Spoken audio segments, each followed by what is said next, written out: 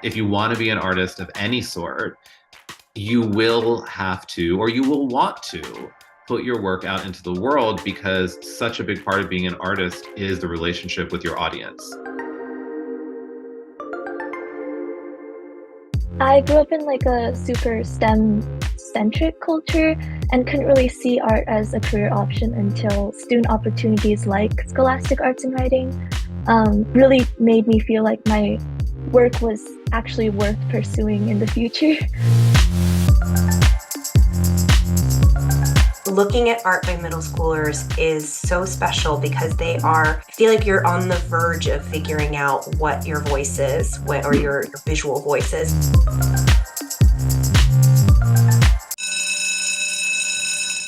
Welcome to Hall Pass. You're listening to the official podcast of the Scholastic Art and Writing Awards, presented by the Alliance for Young Artists and Writers. This show will encompass a series of interviews about how art, writing, and creativity have shaped the lives and careers of Scholastic Art and Writing Awards alumni. So, sit back, relax, and let's get inspired. Hello, everyone, and welcome to the Hall Pass podcast. I am so excited that you are tuning in today and deciding to hang out with us.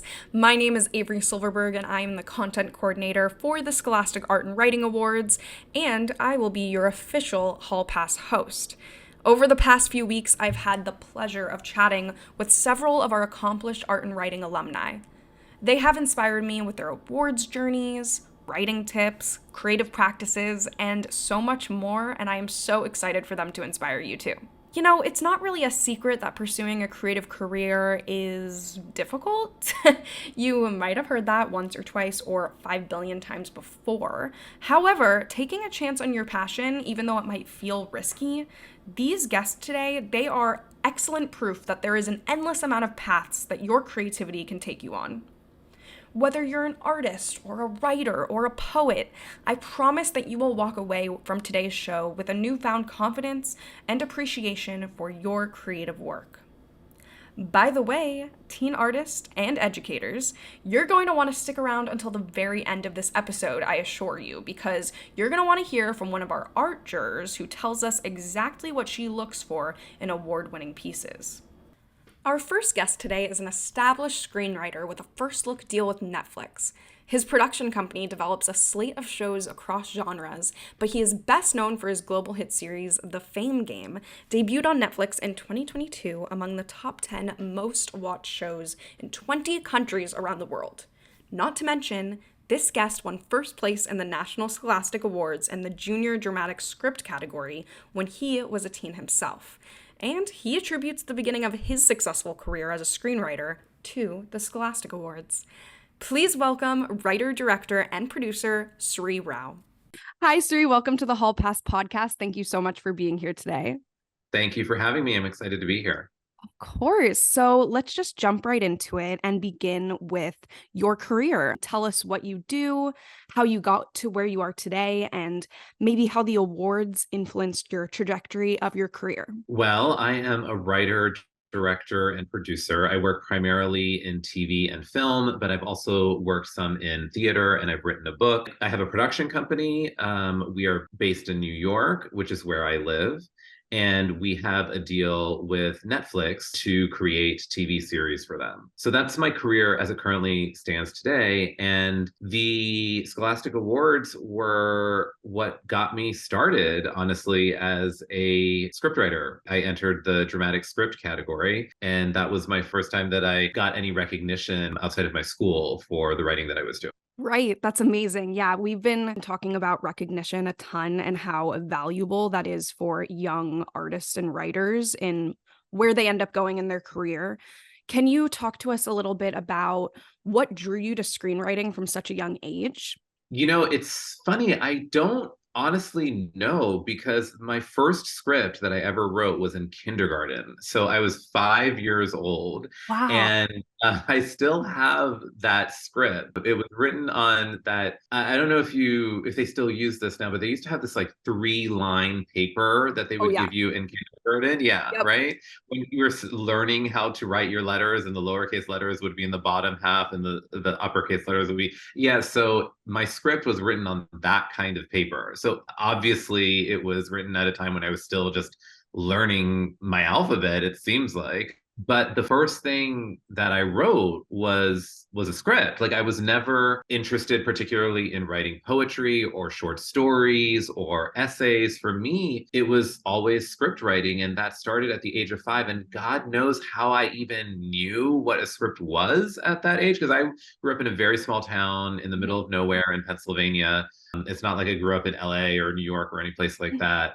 But the script, I saw it recently. It had dialogue and characters' names. It had stage directions in it. So Wow. like, I honestly don't know where that came from, but it's the form of writing that I've always been drawn toward. I love that. Were you a big movie TV watcher as a kid? Absolutely. That was my obsession. I was a very shy kid growing up, shy but precocious. Precocious in that play that I wrote in kindergarten, that script, I ended up directing it and putting it on for my kindergarten class. And mind you, it was not like an assignment or something. We were in kindergarten. So I just took it upon myself to cast the play with a couple of my classmates and then give myself the starring role, of course, and direct it and put on a little production. So I was definitely precocious, but I was very shy and did not have a lot of friends. So TV was my escape and my companion. And I absolutely fell in love with TV. At first, it was children's TV, of course. I grew up on PBS. So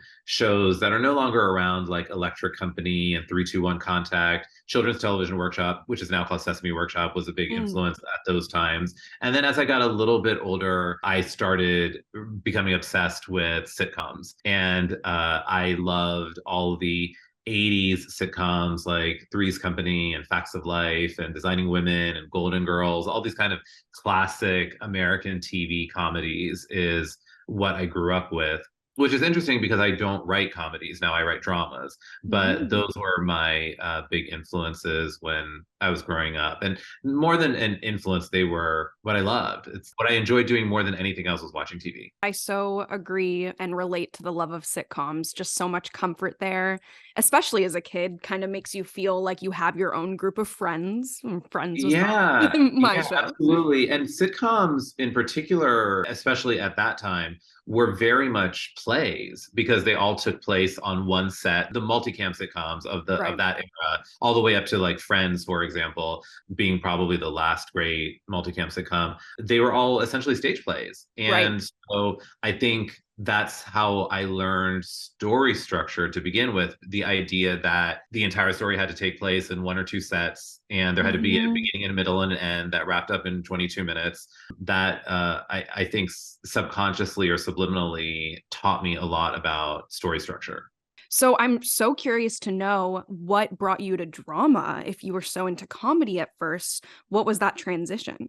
So it started with like PBS TV shows. Then when I was 6, 7, 8, 9, 10, it was these sitcoms, and those continued, of course. But then when I was, I want to say maybe like 12, I imagine, or maybe younger than that, maybe like more like 10, we got a VCR. My family got a VCR, which back in that day was a big deal. No one else had a VCR when we got one, but we got one because my mom is a huge fan of Bollywood films. And so we got a VCR so that we as a family could watch Indian films. Because when I was growing up, as I mentioned, in this very small town in Pennsylvania, there were very few other Indian families in our community. And so we were very disconnected from the place that my parents came from. And these films, I think, really connected my mom and my parents back to their home, and then ended up being the way that I learned so much about my parents' culture. It's how I learned the language, Hindi, and then I fell in love with these musicals, these Bollywood musicals, and they are high drama, of course, and so that started turning me on to melodrama, and I say melodrama in a good way, meaning classic melodramatic storytelling. I discovered Bollywood at the same time that my sister and my mom started watching General Hospital on TV. Love it. And this is in the heyday of General Hospital in the 80s, like Luke and Laura and all that era. And I was a really young kid. But so in the daytime, we would watch General Hospital for an hour. And then at night, we would watch a Bollywood movie for an hour or two. So I think that between those two bookends, I was fully immersed in dramatic storytelling. That makes all the sense in the world. And so great that that's what led you to what you're doing now. Yeah. So can you talk about walk me through your memory of the awards and what that felt like? And if you have any words of wisdom for teens out there who, they're afraid to get their work out there. It's a really scary and vulnerable thing. What would you tell to those teens? Well, I would say do it. Just do it, because it changed my life. And honestly, I have such a soft spot in my heart for this program because it really changed everything. And I don't think I realized it at the time what an impact it was having on my life. But when I look back on it and I sort of look at the story of my life, this moment when I won set me off on a whole journey. And it doesn't happen overnight, of course, and it's not a straight line, but this was definitely the beginning of it. And so I would say to anyone who's considering entering, just do it, just enter. I didn't really even know much about the awards when my teacher told me about it. And so I sort of did it unknowingly. And then I ended up winning a gold key 2 years. And then one of the years, I think the second year, I won first place nationally in the dramatic script category. I was not expecting that. I was not some accomplished playwright or anything. This was probably the first real script that I wrote and submitted to anything. And so you just never know what could happen. And even if you don't win, it's still a great experience because you are putting your work out there. And that is the whole journey of the artist. If you want to be an artist of any sort, you will have to, or you will want to, put your work out into the world, because such a big part of being an artist is the relationship with your audience and getting a reaction from your audience, getting feedback from your audience, and then connecting with people through your art. So enter and see what could happen. If you win, great. If you get an honorable mention or a gold key, amazing. There will probably be a regional ceremony, a local ceremony where your art will be on display. It's just so cool and so much fun. I remember going to the State Museum of Pennsylvania near my hometown and seeing my work up in the museum, which the fact that I remembered distinctly that experience, that image, that afternoon that we were there when I was so young, just goes to show you what an impact it had on my life. So that could be an amazing outcome. And if you don't win, it's still a great experience because you will get feedback about your work. You'll get feedback from your teachers, back from people who read it or who saw it, and you will get feedback about your work. And that will only help you to become a better artist. Absolutely. And as well as that camaraderie between other artists and other creatives and kind of finding your community in that way. Oh, yeah. I mean, and talk about distinct memories. So when I won nationals, they had an award ceremony in New York City.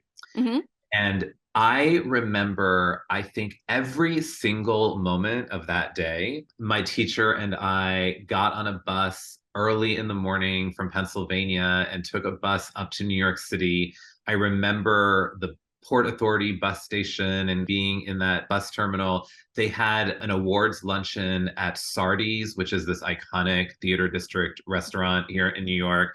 And then one of the plays, I think it was the one that won the award in the senior category, was actually put up and staged at a theater on 45th Street, right in the heart of the theater district in the middle of Broadway. I didn't know what any of these things were. I didn't know what Sardi's was. I didn't know what the theater district was. I didn't know what any of these things were. Now cut to, I live in New York. I've lived in New York for the past 25 years. This is now my neighborhood. This is now my home. Now I know what all of that meant. But I remember being in that little theater. It was down in the basement of the space on 45th Street. It's still there. I remember being in Sardi's. And then after the ceremony and the play, there happened to be a guy sitting at our lunch table who was an intern at NBC. And he must have only been like in his 20s, like maybe 22 or something. He might have even still been in college. And he said to me and my teacher, do you guys want to come over to NBC and get a tour? And Wow. I almost died. Yep. So me and my teacher went to Rockefeller Center, to 30 Rock, iconic, went to NBC. He gave us a tour of Saturday Night Live. We went on set of Saturday Night Live. It was in the middle of the afternoon. There was no one there. I was on an actual TV set for the first time in my entire life, which is now what I do for a living. And it is so etched in my memory. And it all happened because of the Scholastic Awards. It was a life-changing moment and a great experience. Wow, you honestly gave me chills. You never know. I mean, that in itself is such a testament to the awards. It's like you put yourself out there, you never know who you're going to meet, who's going to Yeah, bring you absolutely. to, seeing your first TV set. set and at Yeah, PBS of all things. Like at the time, I didn't know the significance of all these things. I was just a kid from a small town. right. But what happened, I mean, I knew the significance in that I was blown over and I was like jumping out of my skin. I was so excited. It was significant to me. I didn't know how iconic like SNL and 30 Rock Yeah. and Sundays and Broadway, I didn't know how iconic all that was. But what ended up happening was that I fell in love with what I experienced that day. And I couldn't even put my finger on it, but it so transported me to another place and another world from where I grew up and the sort of world, this very small world that I grew up in, that it allowed me to dream that maybe someday I could be there. I saw this guy who to me at the time seemed very old. He was probably 21, who was working at NBC. And I was like, oh my God, what must his life be like? And honestly, that's how I ended up having the life that I have. Like I moved to New York. I started working in this field and trying to be an artist. I can trace it all back to that experience of the national awards that were held that afternoon in New York City. Had I not seen that, I never would have known that this was possible, that the life that I have right now in the place that I live was possible had I not been exposed to it by this awards program. So to wrap up this segment, what would you say if you could go back in time and tell that kid who is seeing a movie set or a TV set for the first time, what would you say to your past self? I would say, I know it's really hard. It was really hard for me to grow up as a skinny little brown gay kid in the middle of nowhere and feel so isolated and feeling so bad about myself because I felt so different and was told that I was less than. I was told that I was less than because I was brown or that my parents were immigrants or because I had this secret about my sexuality. So I would say, I know that it's really hard and just try to focus on finding the next thing to hang on to. You just need to find one thing at this moment because everything can feel so overwhelming when your life is hard. So just to say like, yes, it is hard and that's okay, but try if you can to just find one thing to hold on to grab onto that you are passionate about, that makes you excited. And it can be an activity. It could be like you love your art, you love painting, or you love writing, or it could be a person, like a new friend that you meet who you find to be really interesting and that makes you feel excited. Or it could be watching TV. It could be something, one thing that makes you feel really excited and alive, and just grab onto it and hold on and go for it. That one thing, like talk to that friend in school or that person in school that you think is really cool and interesting, but maybe haven't become friends with. Go up and talk to them. Or if you like to do your art, do your art, like really go for it and just find that thing that makes you passionate, hold on to it. And then what you'll come to discover is that you just need to find that one thing. And then after a little while, then you'll find another thing and grab onto that. And then that'll take you to a different place. And then you'll find another thing and grab onto that. This is not the be all end all. You just need to find one sort of rung to grab onto to keep you afloat and just swing from one to the next to the next. And eventually you'll have the life that you want. Well, that is beautiful advice and such great advice for everyone, I think, no matter what stage of your career you're at. That is. Yeah, I'm going to try to follow it myself. Now that I put it out there, I'm going to. Exactly. Me too, honestly.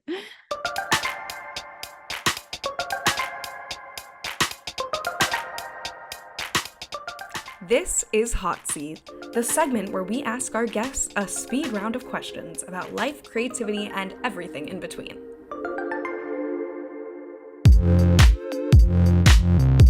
What is your favorite movie right now? Is a toss-up between Brokeback Mountain and The Hours. If you could pick any celebrity to star in one of your productions, who would you pick? Julianne Moore. Sweet or savory food? Savory. What season do you think you are most creative in? Fall, for sure. Autumn in New York, there's nothing like it. I couldn't agree more. What is one of your greatest accomplishments professionally? I wrote and directed a show on Netflix called The Fame Game, starring an iconic Indian actress named Madhuri Dixit, and I'm very proud of that show. If you could describe yourself in one word, what word would you pick? Tenacious. Who has impacted your life the most? My parents. Yeah. Because I wouldn't be here. I mean, obviously, none of us would be here without our parents. But in my case in particular, because my parents immigrated from India, I wouldn't be here living this life that I have created for myself had it not been for them making that jump. If you could travel back in time, what era would you visit and why? I would go back to the 90s, even though I was there at the time, just because it was such a great time. The 90s in New York, oh my God. Pre-social media. Yes, pre-social media. Like when we could do things without the risk of anyone taking a picture of it and sharing it with the world. It was a good time. Okay, and our last question, where can our audience find you? Do you have, speaking of social media, you have social platforms or a website, anything like that? Yeah, I am not big on social media, but I do have a handle, which is New York 3.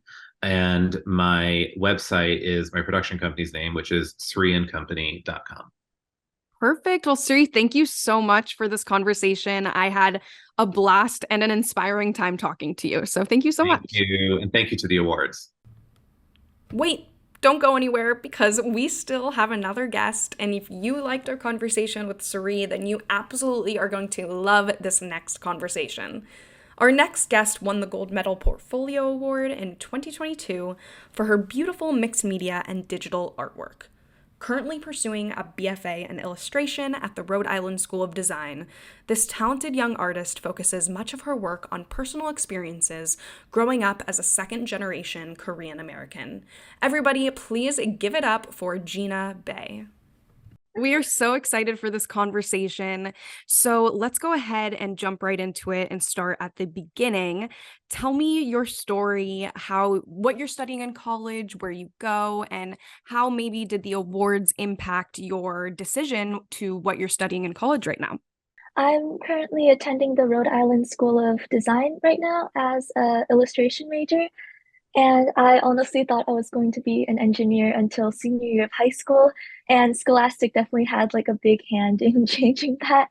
I grew up in like a super STEM-centric culture and couldn't really see art as a career option until student opportunities like Scholastic Arts and Writing really made me feel like my work was actually worth pursuing in the future.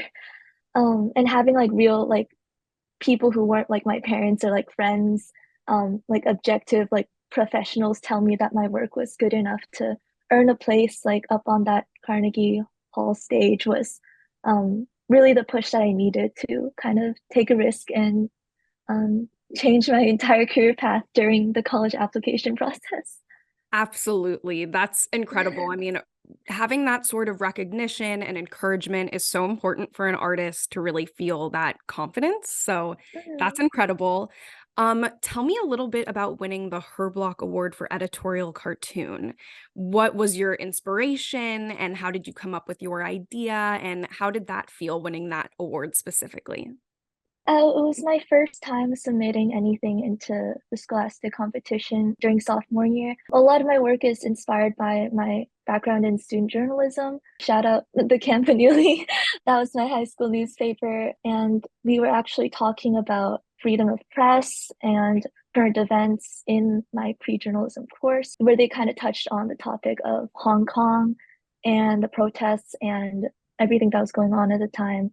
And I just remember thinking like, wow, the US gives us, like just regular high school journalists, a lot more journalistic freedom than anyone in Hong Kong, which was kind of mind blowing at the time. So that inspired me to make a piece on it because I think writing itself is an amazing art form, but art itself is a really cool, like universal method of communication. And yeah, I'm really glad that Scholastic gave me the Herbach Award because that inspired me to make more pieces and try out expressing myself in this new form. For our listeners tuning in, just know that we will be linking Gina's beautiful artwork in the show notes so you have an idea of what we are talking about.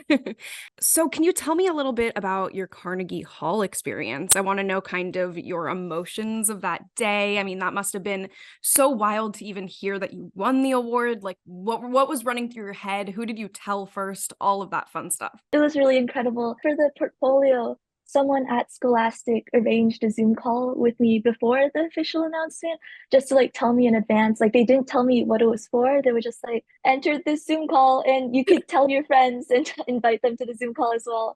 So I was like, oh, okay, maybe that's a good sign. But I really didn't expect to get the gold medal. That was really mind blowing. And it was really nice being there with my mentor and my parents and some friends on the call. And going to Carnegie Hall was amazing in itself. The venue was gorgeous, and Nick Cannon was there, which was really unexpected and cool.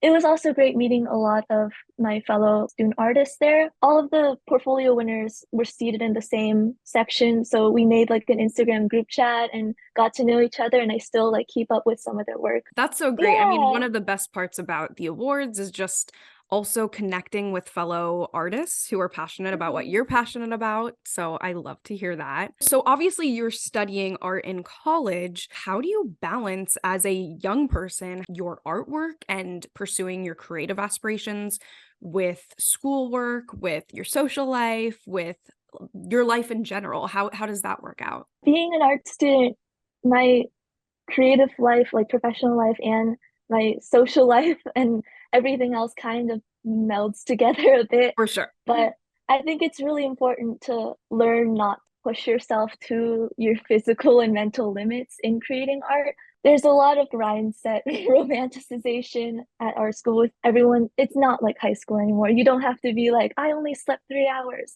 Well, I didn't sleep at all. Your quality of work is just going to go down. And I think, especially for college, where you're in this building with a bunch of people your age who are all passionate about the same thing, it's a really rare opportunity to make friends and have fun, just live together with a bunch of cool people, get to see so many different forms of art. Yeah, just get some sleep, take care of yourself. Yes, sleep and self-care is so important for being an artist because it only makes your work better. So I totally agree with that. Who are some of your creative inspirations? Is there anyone who comes to mind that kind of inspires your work ethic or your creative process, anything like that? I'm really into classical figurative painting. So Rembrandt is, his work is so gorgeous. They have like this certain glow to them with like a lovely texture. He's just like a technical wonder to me. Norman Rockwell is also one of my favorites. He's so good at capturing like the beauty of like everyday life, was a total cultural icon, and his civil rights pieces were really powerful.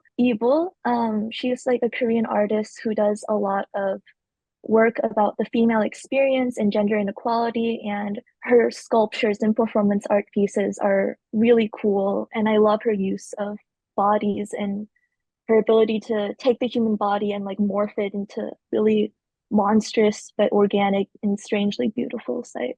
Do you have any advice for a teen who maybe is on the fence about entering the awards? You know, it's a very courageous thing to put your work out there and show it off to everyone. So what would you say to someone who is in the same shoes that you were when you were thinking about entering?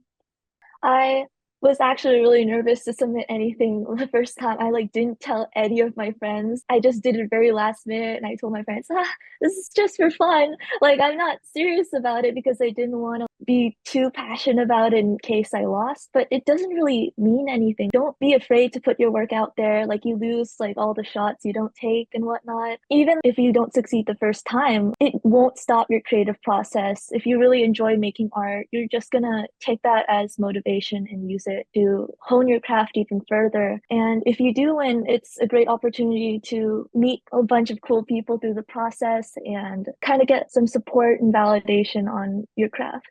Where do you see yourself in 15, 20 years? What's the dream? If you could paint your dream future 20 years from now, what are you doing? I think the ultimate dream would be having like a studio to myself. I think everyone has like this fantasy of a white wall apartment with really, really big windows for some reason, like being surrounded by your work and being able to create freely what you want and follow your own path. I think doing more gallery work would be great. I've gotten some more experience putting my work in galleries and kind of exploring the fine arts world through my college years. And Scholastic was, of course, like the first real opportunity I had to show my work, which was really nice. And I'm grateful for it every day. And would you say the way you feel confidence-wise, showing your work to the world now, would you say that's a bit different now as of a few years ago? Yeah, absolutely. A few years ago, I really had that mindset that art wasn't going to take me anywhere and that like I would never be financially stable on this path. Yeah. Yeah, no, I know what you mean. There's a lot of people out there who discourage young creatives by saying, like, what are you going to do with a creative writing degree? What are you going to do with an art degree? So that's definitely a challenge to get past that. I know what you mean. Yeah, but like being in this environment, in this school, actually taught me that there's a lot of ways to support yourself doing what you love. Like you could sell Totally. prints, you could do gallery work, you could do prop work and animation. There's so many different paths you could take, and it's wonderful seeing what everyone has done with their different passions here. So true. I love that. That is very Mhm. inspiring to hear.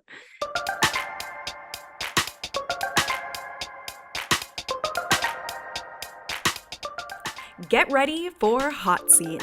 This is the segment where we ask our guests a speed round of questions about life, creativity, and everything in between.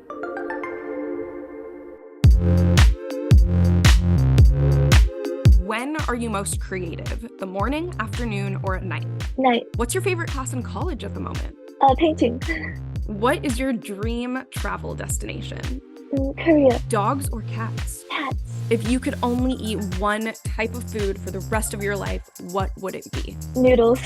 Who do you turn to for creative advice and why? My mentor back home, Alan Chan, artist, Anima Studios. He's so cool. Without him, I never could have actually made a lot of my pieces. What celebrity, dead or alive, would you invite to a dinner party? BTS. I don't think they count as one, but like, BTS. Oh, perfect. Okay, look, collective. They count as one person. I am with you. If you could describe yourself in one word, what word would you use? adaptive. Do you prefer silence when working on your art, or do you listen to music? Music. I can't function with silence. Who do you listen to the most? God, anyone. BTS, maybe? Yeah, sure. Love them. Can you tell our audience where they can find you? Instagram, if you have a website, anything like that. Yeah, I have an Instagram, bagel art, BAEGULLART, and I have a website that's ginabae.art. Hopefully, you Perfect. keep up with my work, and I promise I'm a lot more articulate in person. Oh, you are completely articulate here. And Gina, thank you so much for this conversation. This was so fascinating, and we are so excited to see where your career takes you and where your college life takes you. So thank you so much. Thank you so much. Our final conversation for today is one you do not want to miss. Editor of the Scholastic Art Magazine, this guest comes to us as both an art juror and a former employee of the Alliance for Young Artists and Writers. Get ready to hear what she's looking for in award-winning work, as well as all of her tips and tricks for standing out in your portfolio. Please welcome Katie Brickner. Hi, Katie. Welcome to the Hall Pass podcast. Hi, thanks for having me. Of course, we are so happy you're here. To kick it off, let's learn about your background, what your work life has been, and what you currently do today. So I always knew that I wanted a career in the arts. I didn't really know what that meant when I was in college. I double majored in art and dance with a double concentration in sculpture and art history. And I was really lucky. My family was extremely supportive and was like, have all the experiences, study what you're curious about, but at the end of college, you need to have a job. So, looking at sculpture, art history, and dance, I was never going to be a dancer. That was not in the cards. And so I figured that pursuing art history was probably my best bet for getting a job. So 2 years after graduating, went and got a master's degree in modern art connoisseurship in the history of the art market from Christie's Education, which is affiliated with Christie's Auction House in New York City. That program was incredible. It gave me unbelievable access to museums and private collections in the city. But what it also taught me is that I am not really cut out for a career working in a gallery or an auction house, which is really what that program was focused on. I did work in 2 galleries briefly after graduating, and I just didn't have the personality for it. And I found that I was more interested in art and education than art and sales, which is a lot of what working in a gallery or auction house is. So I started looking for jobs in art education, and I was unbelievably lucky to land a spot working for the Alliance for Young Artists and Writers. And I was there for a little more than 2 years and learned a lot and met some really incredible people. But while I was there, I sort of realized that while the work I was doing felt really fulfilling, it wasn't really using my degree in art history. And coincidentally, I've also met the previous editor of Scholastic Art Magazine, which is a magazine for middle and high school students about art history published by Scholastic. And I begged her to let me freelance for her, and she said yes. So we worked together for a while with me freelancing, and then she got promoted and needed to replace herself. So she encouraged me to apply for the job, and I got it. And many, many more years than I'm comfortable admitting later, I am the executive editor of Scholastic Art Magazine, and I also oversee Scholastic's World Language magazines, which are published out of our London office. I think it's really important actually that teens and incoming college students hear about what it takes, basically how everybody's career is so radically different, and one thing leads to some random person that you meet that will take you to another career. So absolutely love hearing that.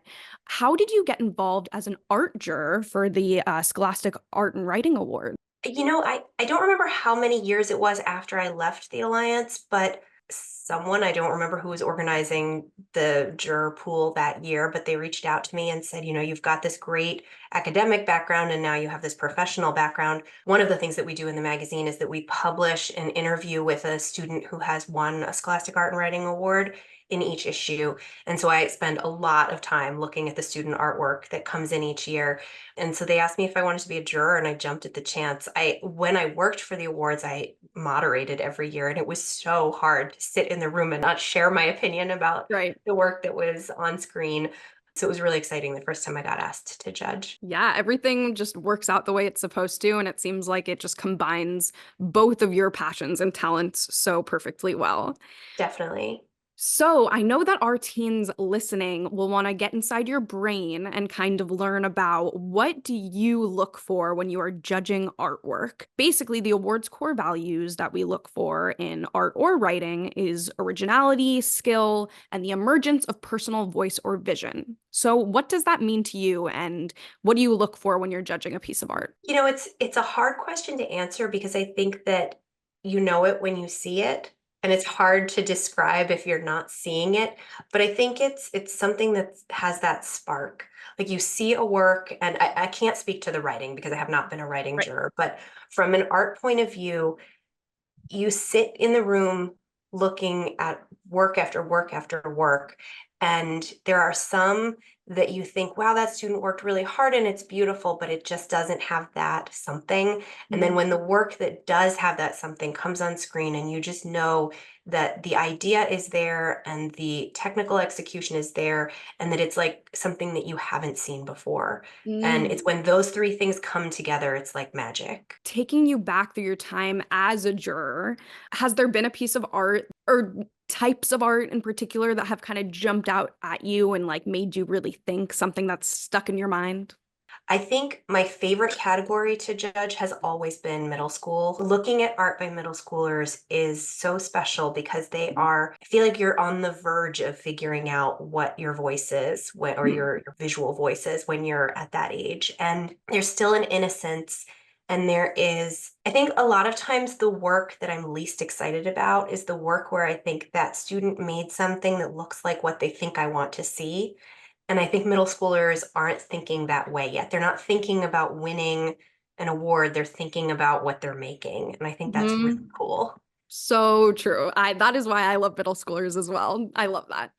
Are there any trends or themes in particular that you've noticed in the past couple of years that tends to like pop up in artwork? Looking back like over the long term, I feel like there are themes that you can tell are either works that are part of assignments for college applications or assignments that come up regularly. There's like that kind of theme. Yeah. And I think generally as a juror, when I see those, it has to be really outstanding for it to move to the next level. As far as like thematic themes, definitely a lot of food.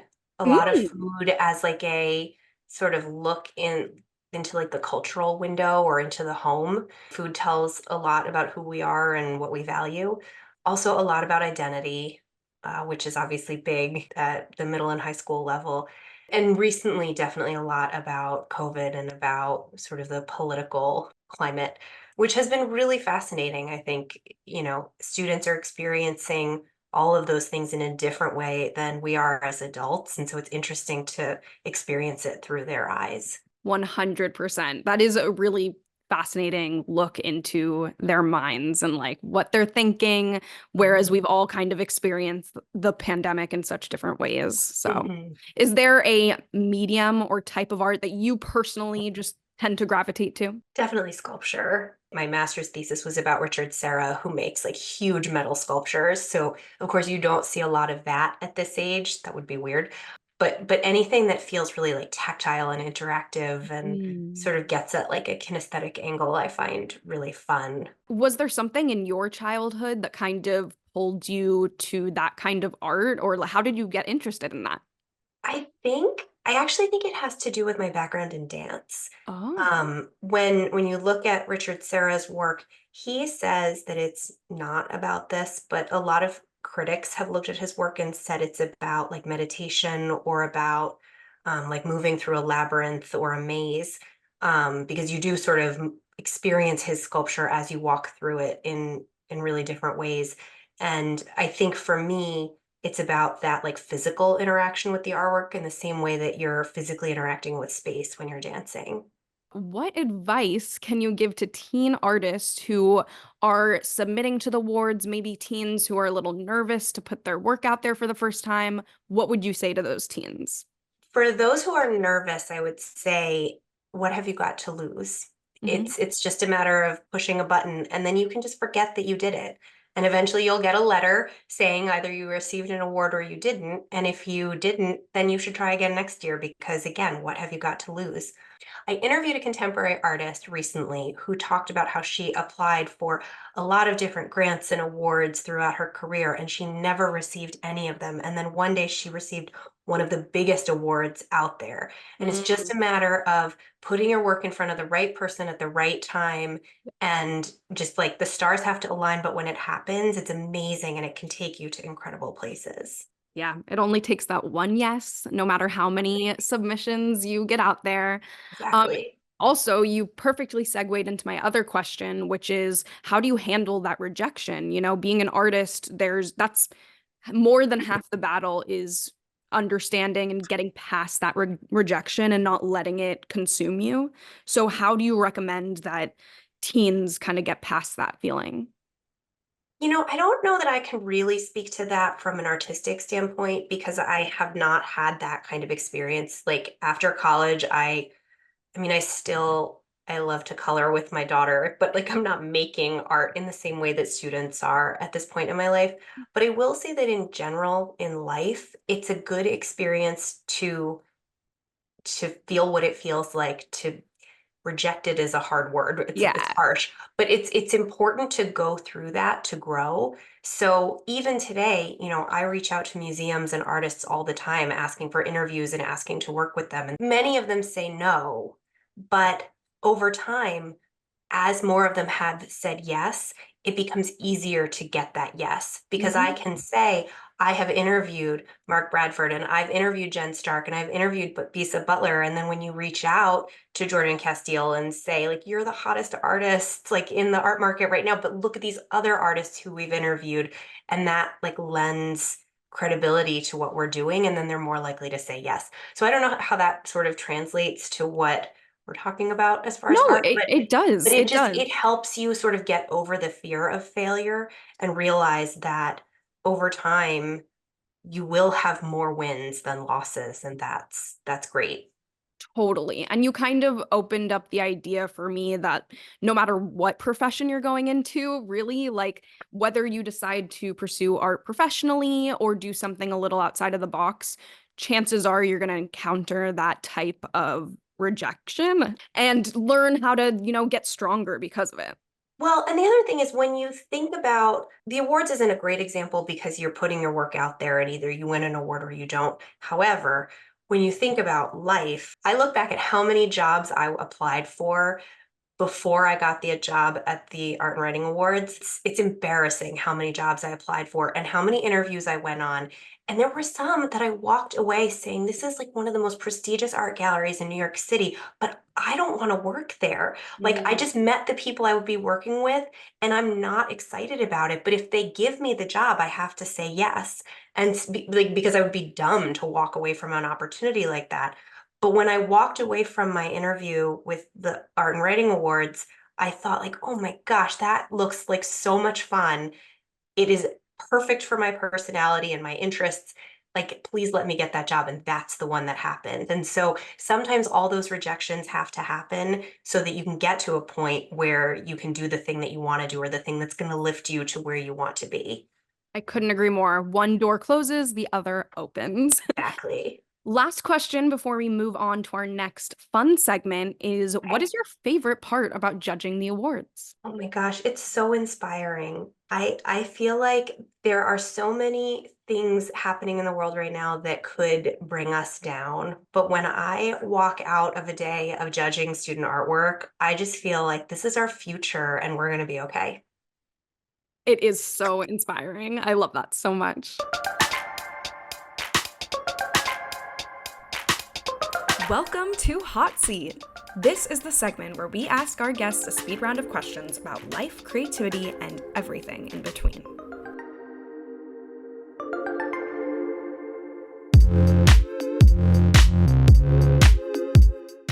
Black and white or bursts of color? Color. Paris or New York for going to museums? New York. The Met is my favorite. If you could choose to have dinner with any famous artist, dead or alive, who would you choose? Part of me is like Lee Krasner, because I feel like then you get like her perspective on Jackson Pollock and like all of those other guys that were working at that time. Mm-hmm. But she was also so important. But part of me is like Andy Warhol, because it would be such a trip. And part of me is Awards like, alumni, that would be great. definitely. Part of me is like Jen Stark, because she just seems like so much fun. You can invite all these people. There are no rules here. Let's just have a big dinner party. And if we're going to do that, Duchamp and Dali have to come, because it would just make it such a trip. If you could master one skill instantly, what would it be? Math. What is your greatest strength as a judge? Experience. If you could choose any superpower, what would you pick? The obvious fun one is flight. Well, thank you so much, Katie. Our last question is just, do you have like a social media where our audience can follow you? Sure, absolutely. I'm on Instagram at K_Brickner, BRICKNER. And I don't really use Twitter anymore. Thank you so much, Katie, for such an awesome conversation. This has been so great. Thank you. It was a pleasure.